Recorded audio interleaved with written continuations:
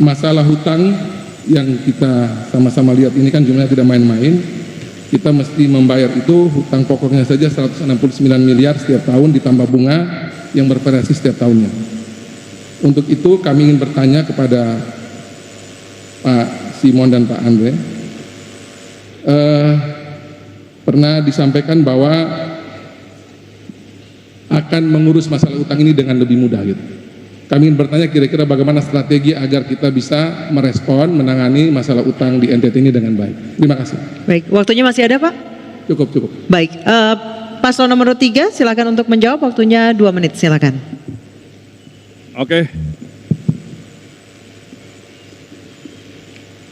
Oke, terima kasih Pak Melki.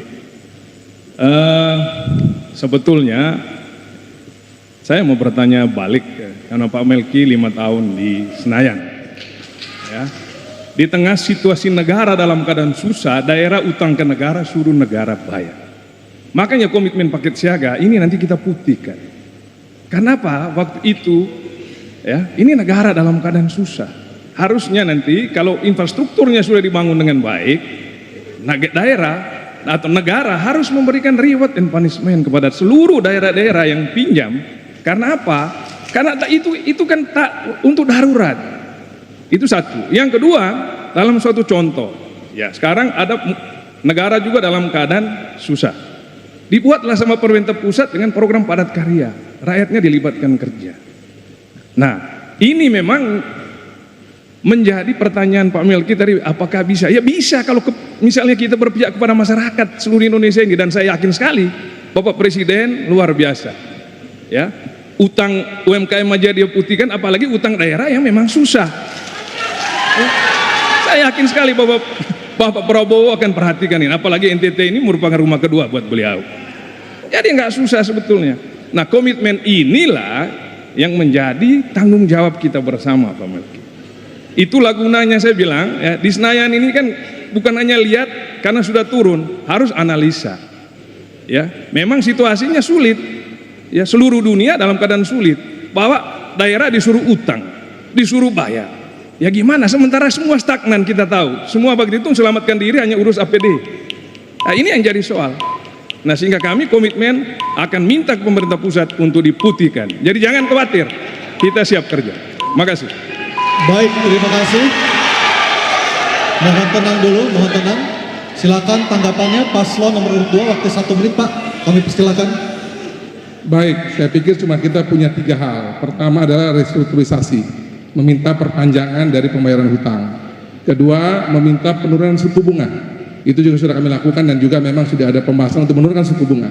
Yang ketiga memang yang paling baik adalah melakukan yang namanya pemutihan seperti Pak Prabowo lakukan terhadap UMKM.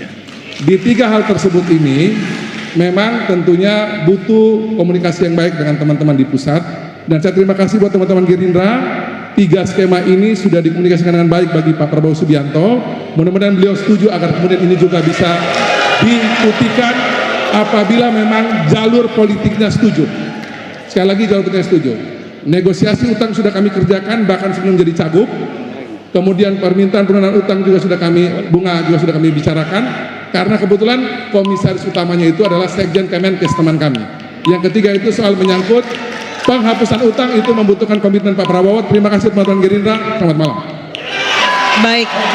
Baik selanjutnya. Baik, tenang dulu. Oke, mohon tenang. Mohon tenang, selanjutnya kami persilakan paslon nomor 3 untuk menanggapi, waktunya 1 menit.